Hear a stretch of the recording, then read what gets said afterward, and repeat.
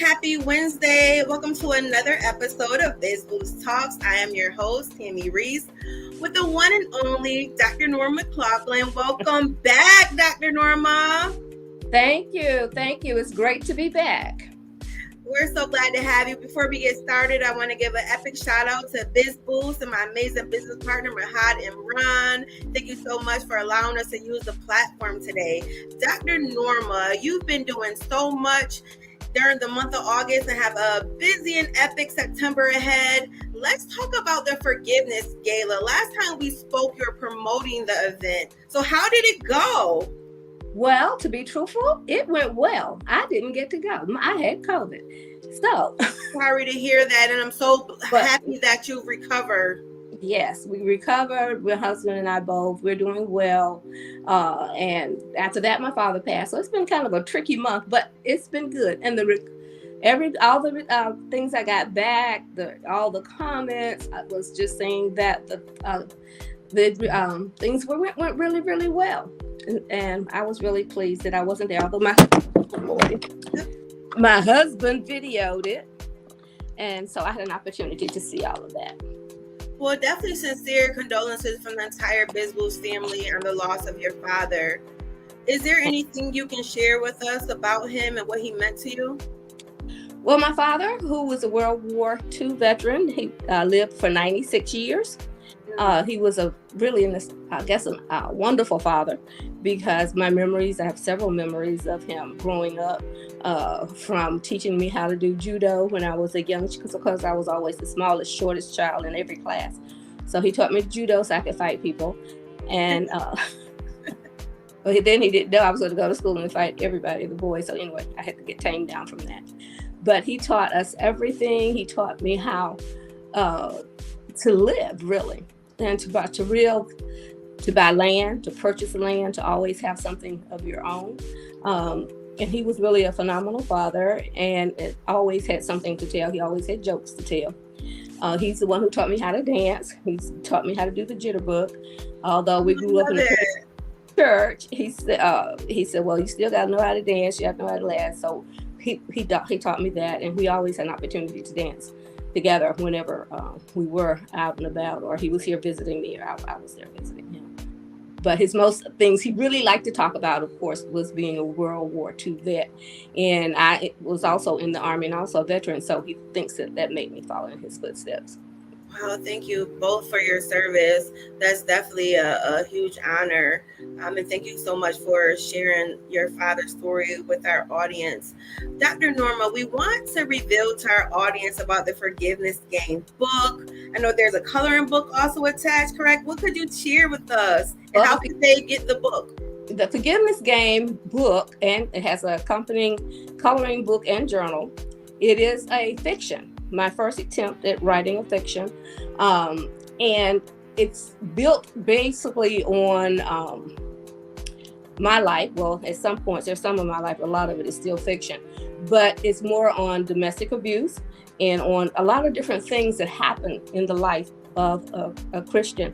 My whole purpose was in the book was to try to portray different things that we do or that we experience, or that so that we can forgive them. And so the book actually goes through different stories of things that happen with people and how they form the bitterness within those and for those people, and ends up with the people having, or the person, the individual, the main character, having to forgive and learning to forgive all the other pieces in there. I'm loving that you're so adamant and passionate about forgiveness, especially during these couple years of this pandemic and so much going on in the world. A lot of us have to tap into ourselves internally and remember that life is so short, and some things are truly worth forgiving. If it's forgiving ourselves, a parent, a spouse, a friend, a colleague, just a situation. And it's good that you're being an advocate for that, because life is too short. And as we want to be forgiven, we have to forgive others, Mm-hmm. It is so much to talk about with you on this, but I have to tap into Africa. Like, wow, within our culture, we call that the motherland.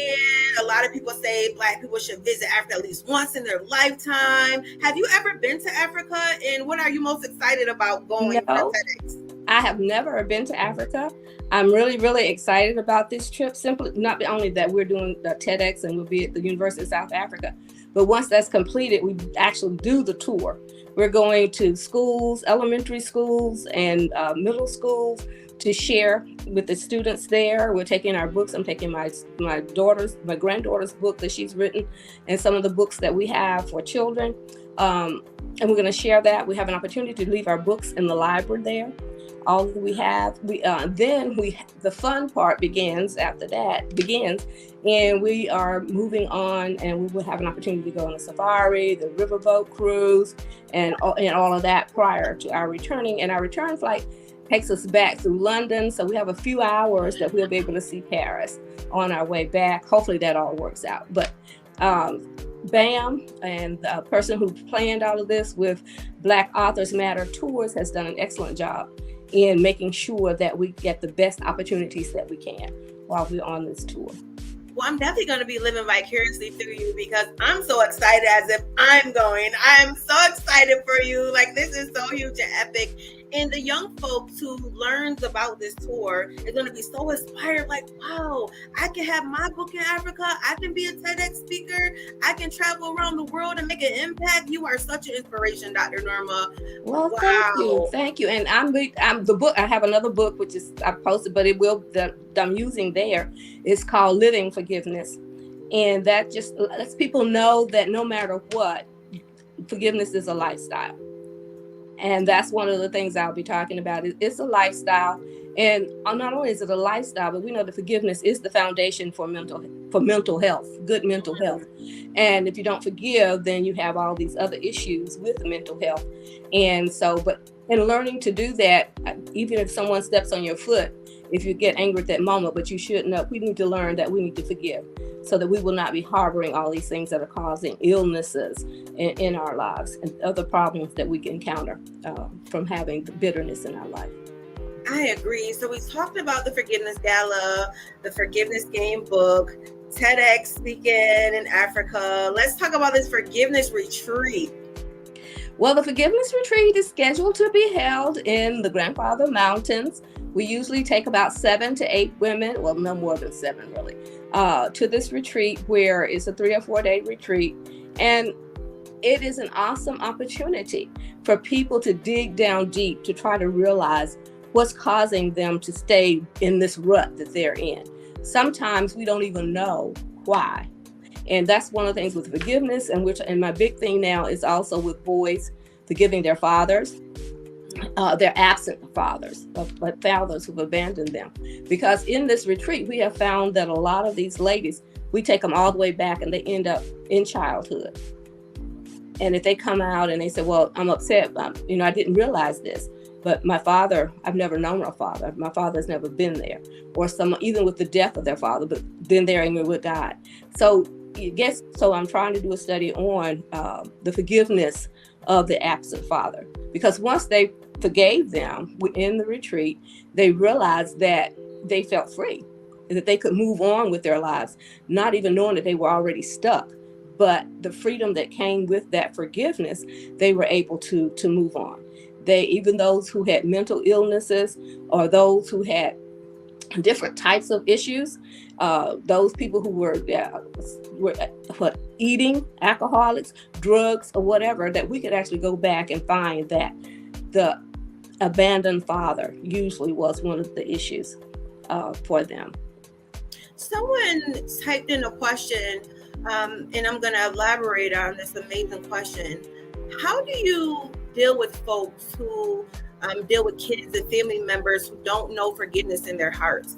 Like, say if someone is set in their ways and they're like, no, I'm not forgiving anyone at all whatsoever, and like no one can ever convince me. How do you get them past that hurdle?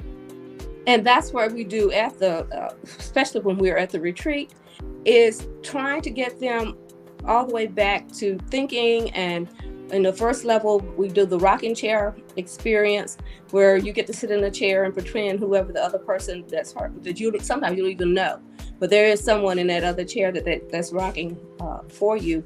And I should focus this before I say anything else. If you are a Christ follower, if you are a Christian or whoever, then you need to make sure that you have no other choice. You have no other choices, no other choice for you but to forgive. That is, if you are planning to enter into the kingdom of heaven. And that's difficult for us, but we know that Christ died and to forgive us for our sins. If he can do it, then so can we. And the more you do it, the easier it becomes. But for a child, we as parents need to teach them, and we need to model and be a role model of forgiveness for them. Let them know that and see you forgiving others and talk to them, because that goes all the way back to bullying in the classroom and bullying on the playground. A lot of bullies are carrying around a lot of hurt, because the bully and the bullier and the person that's being bullied or the bullyee have things in common that you can teach your child. Okay, he's bullying you, but let's try to find out why. Is he bullying you because he's hungry? Is he bullying you because his parents aren't there? Is he bullying you? So sometimes those relationships can end up becoming friends, or you could become friends.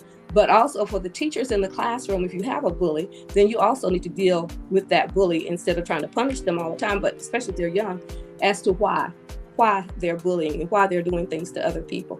We know sometimes bullies take lunch money. They take lunch money because they're hungry, not necessarily because they're mean or something. Right. So it's up to us as adults for that, is to ensure that why that person is doing what especially what that child is doing. But with adults, again, we need to be able to dig down deep and find that bitter root and why that bitter root is there. And a lot of times, it may come from abandonment. It may become from a mother who mistreated you. It may be coming from sexual abuse or anything that has happened in your prior life that you haven't dealt with. But no matter what, you still need to get past that forgiveness. And I think that people need to understand that the forgiveness is not about that other person, not about the person who harmed them, but it's for you. Yes. All you need to do, you need to say, I forgive that person. I forgive myself. I forgive God, and live with that and not worry about the other person, because the other person probably doesn't even know they caused you harm, unless it is something that they did, such as sexual abuse. But let it go. Just we'll pray and we'll go through that process and we'll let it go. And sometimes it takes more than 1 or 2 times for you to go through the process.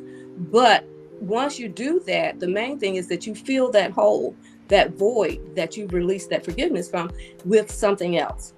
And if you're a Christian, we're going to fill that with scripture and prayer. We give you scriptures and prayers and meditations and things that you can do to help you, especially when you think about it again, because you're going to think about it again. You're going to get angry again. But if you do, then let's do something else to help you overcome that. And I make myself available 24 hours a day if you get into a position, especially if you're trying to overcome alcoholism, if you're trying to overcome drug addiction, if you're trying to overcome something that you have, you're trying not to go back to, that caused you to be in the state that you're in. So we do that and try to do whatever we can to help you to move forward and stay in that space of forgiveness. And lots of times we help them do other things. They become writers, they become publishers, they become, they start their own business, they become entrepreneurs. But anything that they can do to move past that point in their lives. And help them cope with what they needed to forgive. A lot of people have been commenting saying they agree with you that forgiveness is challenging, but it's necessary. Holding on to things can be toxic or like poison. And just people are just relating to things that you're saying. Someone also said they taught their kids forgiveness. And it's definitely important. I'm glad that you touched on that. Thank you for everyone who's tuned in. We're talking with Dr. Norma McLauchlin about forgiveness. She has a forgiveness game book out, forgiveness retreat underway, recently had a forgiveness gala, just so much of advocating forgiveness, not for the other person, but for yourself. Now let's talk about your talk show, Dr. Norma. As I'm sitting here interviewing you, you interview people on the regular. Please tell our viewers about the show and when they can watch it. Well, the show is Conversations with Chosen Pen. which is my company, and it's on Monday nights at 6:00 for the month of September. We'll be doing replays because I'll be in and out of everything for the whole month of September. But we interview just about anyone for the last 2 or 3 months, though it has been focused on forgiveness. We've interviewed therapists who talk about forgiveness. We've interviewed people who have experienced forgiveness. We interviewed people who attended our various retreats that we sponsored, and we have people, of course, who want to know, well, what is forgiveness? So within that, the therapists always talk, and for me, they say, okay, the foundation, which is the next little piece I'm getting ready to put out, the foundation for mental health is forgiveness. And the therapists talk about how that's the first thing that they do when they have a session with an individual. They said, well, we may not call it forgiveness, but we've got to get back to why they're doing the things that they're doing. And even with people who have PTSD, they don't want to remember. If it's military people, they may not want to remember what happened. Right. But they still got to try to dig back into that, for what I call the bitter root, get back into what's causing you to have these particular actions before we can move forward to help you to become healthy, mentally healthy, relationship healthy, physically healthy, but to get you where you need to be.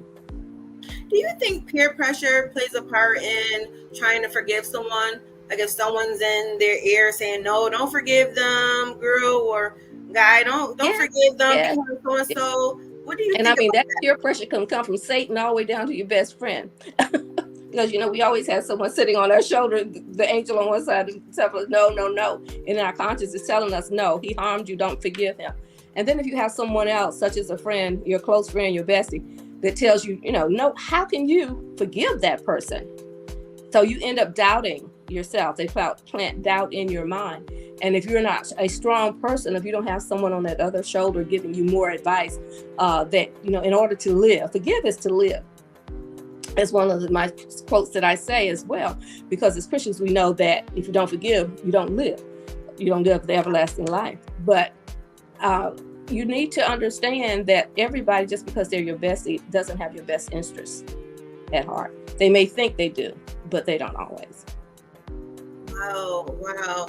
I hope people take that with care, because especially on everyone's individual forgiveness journey, us as individuals have to make that decision for our lives, if it's personally or professionally.